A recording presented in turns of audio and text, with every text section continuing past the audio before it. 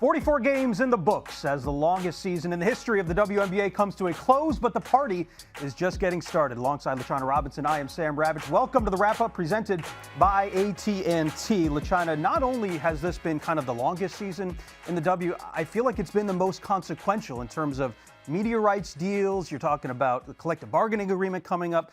When you take a 30,000-foot look at this 2025 regular season, what kind of jumps out to you?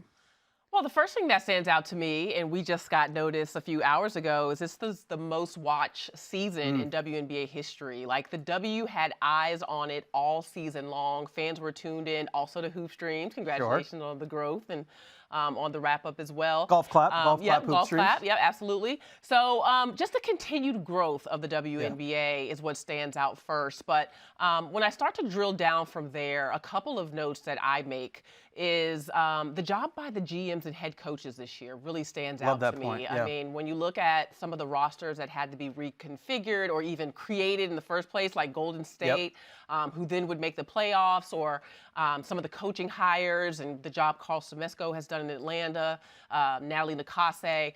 That's what really stands out to me, is that from a front office and coaching standpoint, this year has been tremendous. I would also say that the rookies stand out to me. I think that gap is closing between the collegiate senior who is headed into the WNBA and the WNBA rookie. I mean, they're coming in ready. I know we'll talk about them in a moment. That's something that stands out. On the downside, the injuries were a bummer this year. No question. When you look at the final standings, and not to say, I mean, everyone earned the spot that they're in, but there were definitely some teams that were negatively impacted by injury and that kind of stuff. And the length of the season certainly, I think, plays a part in that, and we'll see how that kind of carries going forward. There were so many bright spots in 2025, so many that we actually were able to boil it down to 5 of the best on-court moments and 5 of the best off-court moments. So let's start with on the court.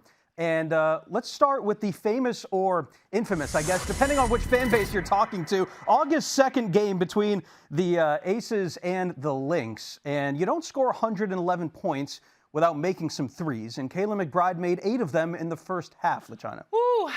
Sam, I was courtside for this game, and let me say, Kayla McBuckets went crazy. It's one of the best shooting performances I've ever watched courtside as an analyst in this league, and this is season 18 for me. She was on fire. 8 in a row, allowed the Minnesota Lynx to get a really comfortable lead. I mean, do you see how quick that release was? Real quick. She barely even set her eyes on the rim. I mean, everything was going down for Kayla McBride, and it was just a beautiful performance all the way around. I don't think she made another 3 after that in the second half. She did not. She ended up in that game 8 for 10.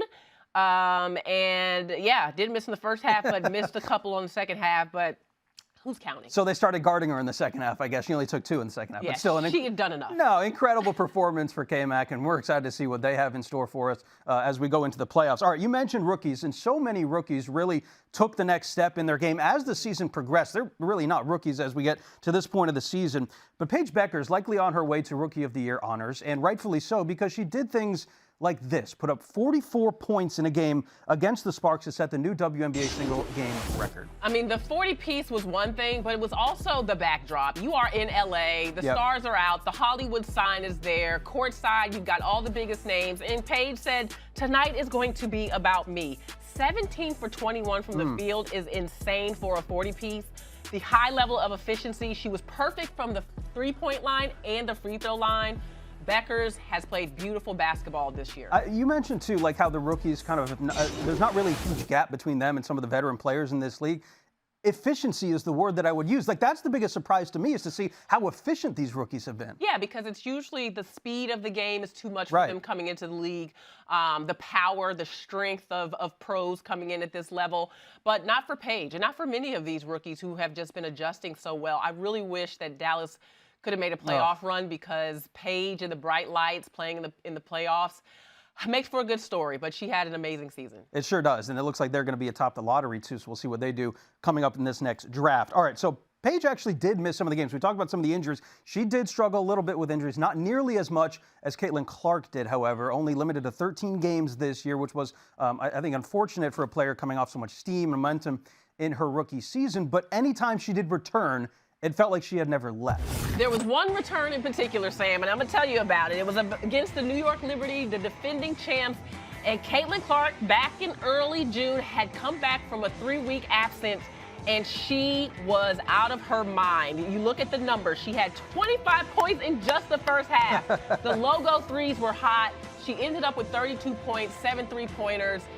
Yeah, it was a beautiful display. What impact, does her not being here around? Because we've seen this team play well without her, still making the playoffs. So what impact does her absence have on this team going forward? Because we're not going to talk playoffs a ton in this show. Well, you definitely want to have Caitlin Clark on the court as you head into the playoffs. But you have to tip your hat to this team and the resilience they have shown. The number of injuries across the board is just almost unbelievable, almost unfathomable.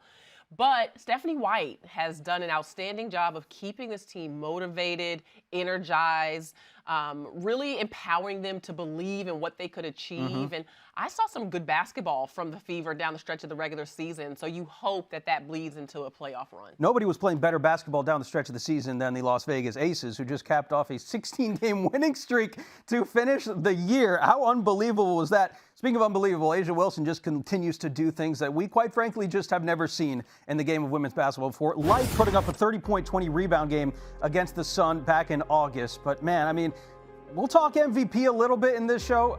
It's hard not to look at A'ja and say she's the MVP of certainly the last couple of months. Otherworldly is how I describe the play of A'ja Wilson. No team in the WNBA history had ever scored 30 and had 20 rebounds on the same night. Unstoppable, obviously a big part of this 16-game win streak for the Aces and having them hitting their stride as we head towards the postseason. Drew Lloyd coming off the bench. I mean, this team has some really good moxie going into the playoffs. Yeah, and go back to what I talked about earlier in the show, the GMs and their willingness to make changes throughout the season, and bringing in Alyssa Smith from Dallas, trading for her, was big for the Las Vegas Aces. There were a lot of kind of different pieces that went into the Player of the Year race this year. Alyssa Thomas, I think, kind of gets left out of this mix too often because we have Fee, yes, we have A'ja, and it's likely going to come down between those two. But AT, man, I mean, if you pick one of her games from the month of August, you literally have a 50% chance of picking a game that she had a triple-double in. She played in 13 games in August. She had 6 triple-doubles. Sam, I know you love Alyssa Thomas, and I do too. And she is so unappreciated. As a 6'2" forward, her skill set, the versatility, the power, the strength she plays with, we've never seen a player in the history of this league like Alyssa Thomas. On top of the triple-doubles, she now holds the record for most total assists in a WNBA season. Just phenomenal. Again, as your 6'2" forward, point forward, if you will, who's just doing it all. Unicorn. That's kind of what she is. And look, she doesn't get the credit that she deserves, but 6 triple-doubles in 1 month, that's more than any player, I think, in the history of the league had in their entire career. So I think she deserves a little bit more kind of in that conversation for MVP. A lot more, yeah, a lot more. Those were some of the best on-court moments of the 2025 regular season, but how about some of the best off-court moments? Because I think that's where this league kind of separates themselves from other professional sports leagues. So here are our top 5 off-court moments from this season, and we start with Skylar Diggins. Electric sliding on the Minnesota Lynx after a 21-point come-from-behind win over the eventual #1 seed in this year's playoff. I don't think she made any new friends in the greater Minneapolis area when she did this. If you don't know, the electric slide post-game after a win is sacred for the Minnesota Lynx and what we've come to know about them. But yet, after the Storm victory, Skylar said, well, electric slide on this L that you just took on your home court. And that is Skylar Diggins. That's what she is, though, right? She's so competitive, and I don't know if her and Nafisa Collier will be playing together in Unrivaled. We'll have to see if that happens after this move, but you got to love the competitive spirit. So I mentioned personalities as kind of a reason. I think that this league separates themselves from other professional sports leagues because we do get kind of a glimpse behind the curtain, and the players are so gracious with us as the media, just kind of opening the doors and letting us learn who they are as people. Maybe no more personalities greater, though, than Courtney Williams and Natisha Heidemann, who kind of debuted as the Stud Buds this year. So great to kind of hear from them and get to learn more about who these individuals are. I mean, the Stud Buds are one of my favorite storylines of 2025 WNBA. I mean, the Twitch, first and foremost, the stream. Yes. Fantastic. All during the WNBA All-Star. They really did take us inside of what happens in an All-Star experience. People who may have been watching the W for the first time during that weekend saw the parties, the fun, You know, the way that Natisha Heidemann kept saying, get Caitlin Clark every time she needed something fixed, right? The host in Indianapolis. But they have amazing personalities. They're so entertaining. They're fun and just brought a bright light to the W. They also showed people that everyone in the W gets along. Like, they're actually all cool. Right. Where on the outside, it looks like there are all these rivalries and people don't like each other and all this. But we saw, courtesy of the Stud Buds, that there is just a lot of friendship behind the scenes, a lot of fun, and they've been so enjoyable. And they've known each other for a long time. It's just now that we're kind of getting to see it, you know, on a camera, on your phone, whatever you're watching. But I also thought they did kind of interject some authenticity into who they are and who the league is as a whole, right? 100%. I mean, we saw Kathy Engelbert, commissioner, dancing on this stream. I got a Stud Buds shout out during All-Star accidentally, who knows? But yeah, we really get to see who these women are, and they deserve that type of platform, and they create it for themselves. They sure do. Speaking of personalities, Ellie has maybe one of the biggest personalities in the entire league, and whether it's dancing courtside of the WNBA All-Star game with some of the All-Stars or sitting courtside next to Spike Lee, Ellie is always front and center, right where she belongs. There is no off-court countdown without Ellie, okay? Because always comes with it. It is tough to continue to sit on the top of the mountain. No mascot in this league or in sports is close. Can you look at this footwork? Look at the footwork. Look at the costume. Ellie is sheer entertainment and has been just such a beautiful addition to the WNBA as it's hitting its peak in growth. That, hey, you might not love basketball, but you're going to love Ellie. Ellie sets the standard for what, and look, I'm not going to even describe Ellie as a mascot. Ellie is an individual with feelings, and I think I love watching Ellie do her thing, man. It's just so entertaining. There are some trends, I think, that are better than others, and we saw this year with the advent of replay review, a trend of the replay fingers, right? That's kind of been the twirl. It's the twirl, right? And I would compare it to like a baseball player sliding in a second, getting called out, and then immediately going to the headset, right? Like we see this a lot, and even on the sidelines, we got CC doing it. Yeah, I mean, when players want to challenge, when coaches want to challenge something, that is what they do. They twirl the finger. And we just saw a lot of finger twirling this season from fans, from players. There's Paige Bueckers saying, you might want to review that, as John Cole Jones is calling for it. Just a fun gesture that everyone caught on to. My wife is gonna start doing this when I say something wrong around the house. Like let's replay review that. Let's go over that. I need to find a good use for that for my husband Let's check that. I like that. So the longest season in WNBA history hasn't come without some costs, and you mentioned at the top of our show.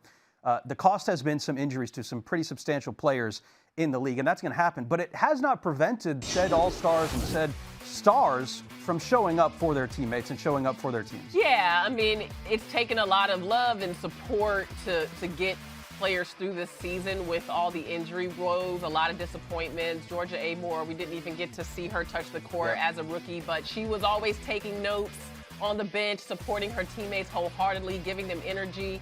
And shout out to these players that find a way that continue to contribute to their teams, even though they're not able to get on the court. We definitely miss the antics of Sydney Colson, and we're just wishing them all the best. And fewer injuries next year. Yeah, How about that? Please. Yeah, that would be great. And I think, with this being the first season that we're going 44 games, I think, I hate the word load management. It's not my favorite word. But I think, like, there is something to that in terms of playing your stars when you need to, the back-to-back games, you're traveling now, so like that's going to play a part in some of these games. And hopefully what also plays a part is more roster spots. That would help, in this right? new CBA. Yeah, that's a more logical fix to this thing, right? Yeah, I would love to see that happen. Seems like every season too, LaChina, we talk about the rookies and how they're getting better. And we've talked about it already in this show, but I want to focus on Paige because I do think, all of the star rookies, Paige, Sonia, Kiki, they all had their breakout moments this season, but no rookie, in my opinion at least, had as much thrust upon their shoulders as Paige Bueckers did immediately in Dallas. So when you look at her regular season at large, what jumps out to you? The readiness, how prepared she was. And keep in mind that Paige Bueckers was just coming off an epic collegiate run to the championship. Like, hard to follow that up. An NCAA championship. I'm sure she was exhausted, would rather had a nap at some point. But she comes in and she's just all guns blazing. Like, literally just hitting shots so effortlessly, the way she moves, so much poise. Being a leader on a team that struggled quite a bit, that had some changes in personnel. She was flanked by a number of rookies. So impressed by her readiness coming in, but then her consistency, her efficiency, and her poise throughout, to me, is what really elevated her. That's what I was about to say and follow up with, was she wasn't maybe the only impact rookie on her own team. And I get, like, they didn't, what do they finish with, 9 wins on the season, right? So, like, obviously, the record, I don't think, accurately reflects some of the growth that we saw from some of these younger players like Isaiah James and J.J. Quinn early on. Yeah, I mean, Isaiah James and J.J. Quinley, along with Paige Bueckers, 1 month in WNBA season, maybe it was June, were the top 3 rookies in the league all at one team. And so you're all just learning, but you're learning together and you're doing it fearlessly.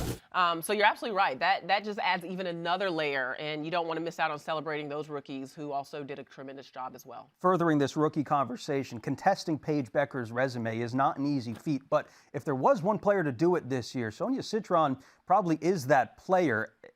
I'm not sure I expected her to have as big a role as she had this year in Washington. I was pleasantly surprised. I knew she was capable of it, but she was a number 3 option at Notre Dame. She proved she can be a number 1. Well, you hit the nail on the head. At Notre Dame, we really didn't get to see her with the ball in her hands as the player that was expected to make plays night after night. But when they asked her to do that in Washington, she answered the call, and she was ready for those moments. And what I loved about her game, especially early in the season, she was so effective in late game situations. When there's only a few ticks on the clock or we need a score to stay in this game. Obviously, the Washington Mystics overall had a successful season.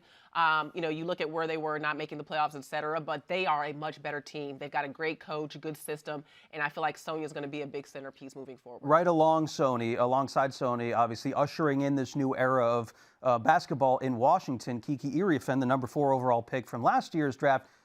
Stats aside, what Kiki and what Sonia did for this team on the stat sheet, put that aside. How about building an identity for this Washington team, which, quite frankly, I don't know that they have had in years past? No, I mean, and now they have a very strong nucleus of players. You add to that Shakira Austin, who I think has the potential to be an MVP throughout her career in the season. And you've got just a solid core. Georgia Amore coming back. The thing I love about Kiki Iriafen's season is she continued to talk about the joy returning, right?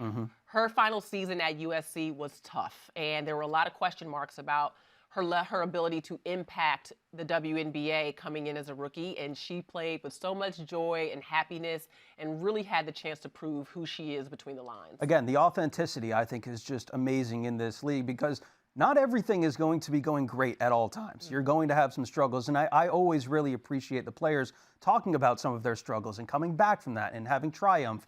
I just think that's so amazing. But as the league does expand, so too does the talent pool with which some of these teams will select their players. And you mentioned it, no longer are we seeing every team go the traditional route when they go, in the draft. It's not always going from college. Sometimes we're going overseas to pick up some of the non-traditional rookies. So who were some of those players this year that kind of jumped out at the page for you? Well, some other rookies I think that really impressed me. I would start with Dawn Malonga, the number 2 overall pick out of Seattle.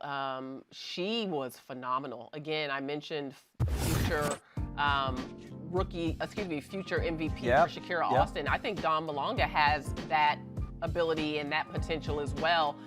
Her finishes around the rim, she has soft hands, can catch, and she didn't play a lot early, but when those minutes started to increase, her production went up, her dependability went up, and she became a player that the Seattle Storm really needed to be able to compete and finish off their season with a playoff appearance. What's serendipitous about the whole Dawn Malonga thing is, like, correct me if I'm wrong, Seattle was going to pick Olivia Miles with the number 2 pick before she was going to, enter the transfer portal and forego the draft. They didn't really need a front court player. They needed, after Jewel left, they needed somebody to take care of the ball, but they took the best player available, and it turned out to be like the best thing that they ever did, right? Yeah. That is my philosophy with the draft when it comes to the lottery picks, is take the best player available and figure it out. Right. Figure out how to make it work. That. Right. Yeah. And Dawn Malonga definitely has generational talent in her play. not every player is going to have a breakout year in their rookie year. Sometimes it takes a couple of years or maybe even a couple of stops to figure out the right place and the right fit for you. Look no further than an example like Veronica Burton, a fresh start with an expansion team that just so happens to sell out every single night. Oh my goodness. I cannot say enough about the dependability of Veronica Burton. Yeah. This is a team in Golden State that is an expansion team. So there's all new pieces. Most of the players that make up their roster had never been the number 1 or number 2 option on their previous team, if they were in the WNBA at all. And here comes Veronica Burton, who had to step up and really be the leader on both ends of the floor, especially when Kayla Thornton went out due to injury. Now, this roster was in flux all year. Sure. Eurobasket, injuries, veterans like Tip Hayes just in and out of the lineup. But it was Burton's consistency. She sets the tone with defensive pressure. I think she has a good chance to possibly make an all-WNBA defensive team and just hit shots when they need it, gets the team organized, extension of the coach. It's not easy to do that. It's not. Going from her previous roles, going from not being on a roster and not knowing where she was going to end up in the WNBA, and look at here. How about another unsung hero? You talk about Kennedy Burke. You know, once free agency hit, I think, in January, and Sandy knew that she wanted Kennedy back. When you saw that Kayla Thornton was going to be taken to the expansion draft, it felt like there was a place for her on this team, and they needed that swing wing to step up, and Kennedy, I think, really filled that role quite nicely, and she's averaging career highs across the board. Yeah, New York has a knack for player development, and even though we didn't get to see this version of Kennedy Burke, you're right, because there were players ahead of her last year, she was in the shadows working on her game. No doubt. That became very apparent when her number was called. No Benijah Laney. You mentioned the move of Kayla Thornton. And the outside shot of Kennedy Burke really helped New York. Yes, early. She did experience injuries, but also her driving ability, her defensive versatility. Definitely a player to keep your eyes on as we hit the postseason. And then some other unsung heroes. Talk about Naz Hillman.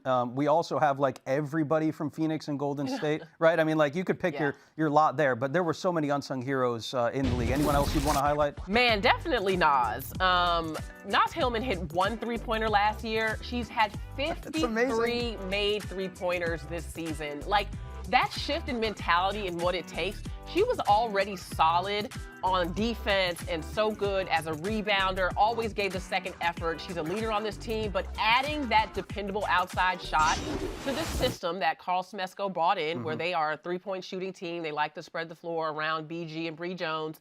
Naz just, I mean, she surprised me. I'm very rarely just genuinely surprised by a player's increase in skill set.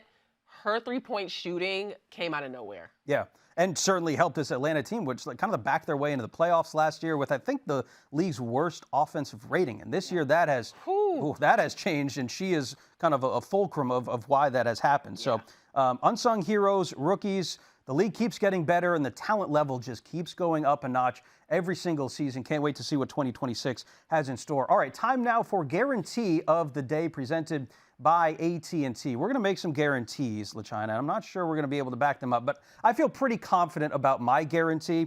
I'm going to go with literally any lottery team is going to be better next year. I'm not going out too far on a limb there because, you know, who you're talking to, Dallas, Seattle, Washington. I think Minnesota's even up there with a trade that they made last year, so they have an early pick. But this upcoming WNBA season is going to be otherworldly, to steal a word from you and already in this show. So, you know, you have players coming out like Lauren Betts, AZ Fudd, Flage's coming out, Olivia Miles, who we just talked about as well. So, like, there is going to be a plethora of decisions to be made for those teams picking in the lottery at the top.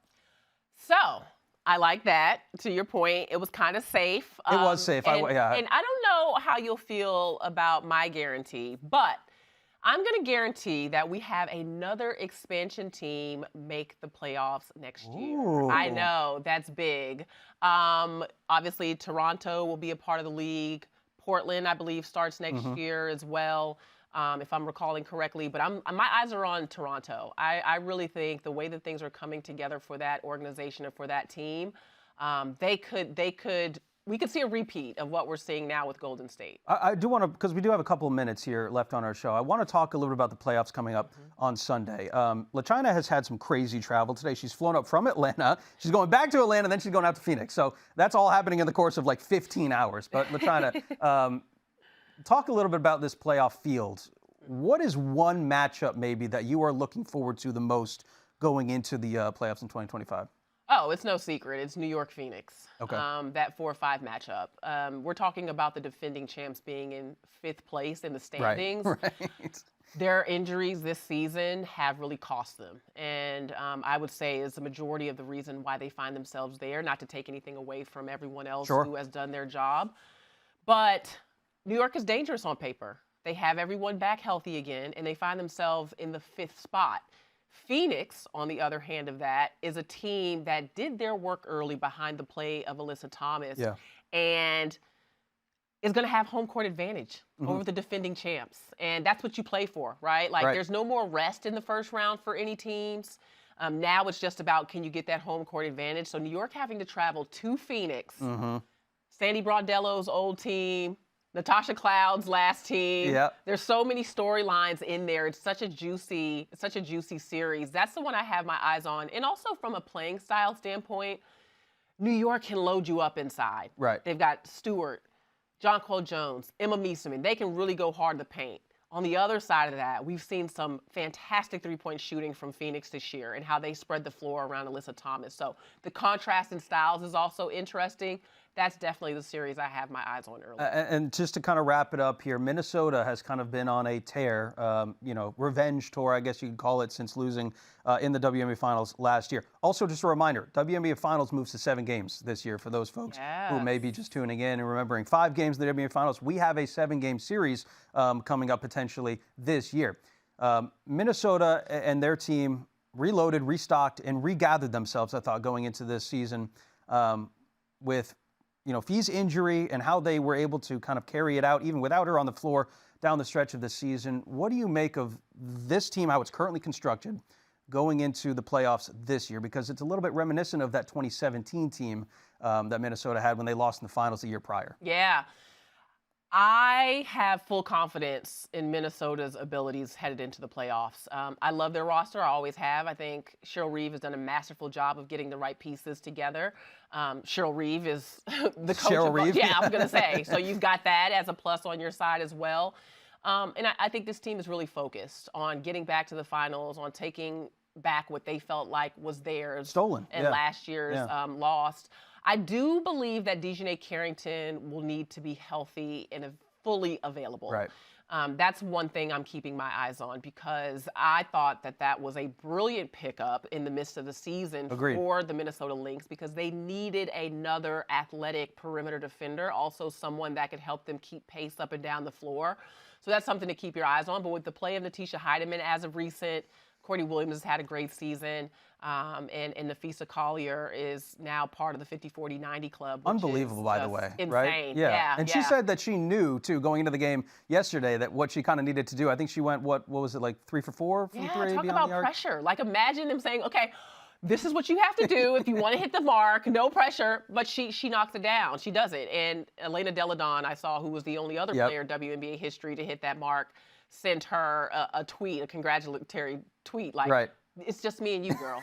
It's just us two. That's a pretty cool tweet to get. So, I do think that Fee was the only player that was averaging more than 20 points per game to do it, too. Which gives you a little... it's a little harder to do. There, a little harder to do, but incredible. The WNBA playoffs are going to be super exciting to watch. This is our final regular season show here on the Wrap-Up, but we have you covered throughout the entire playoffs and into the WNBA finals. I'm going to put you on the spot, LaChina. Uh-oh. You have a finals pick for us in 2025? I don't. And I'll tell you why. Because I am headed on the road to call some of these games. So you're not picking. And I need shoot-around access, fair Sam. enough. You know, you got to be able to get into shoot-around and, not get locked out and talk to a couple coaches. So I'm going to save that. But when I'm done with the semifinals, I'll tell you. You'll come back? Yes, all right. Because I'm not working finals. So at that point, I'll tell you my pick for the champion. Very good. If that helps to make up that for it. does. Very good. Okay. We'll certainly have you back on the wrap-up for the WNBA Finals. So that's going to do it for us. Again, across the ESPN family of networks, you can catch all of the action for the WNBA playoffs as we continue on the road to the championship. For LaChina Robinson and our entire crew, I am Sam Ravech saying so long. Thank you so much for watching the wrap-up presented by AT&T. Enjoy the games, everybody.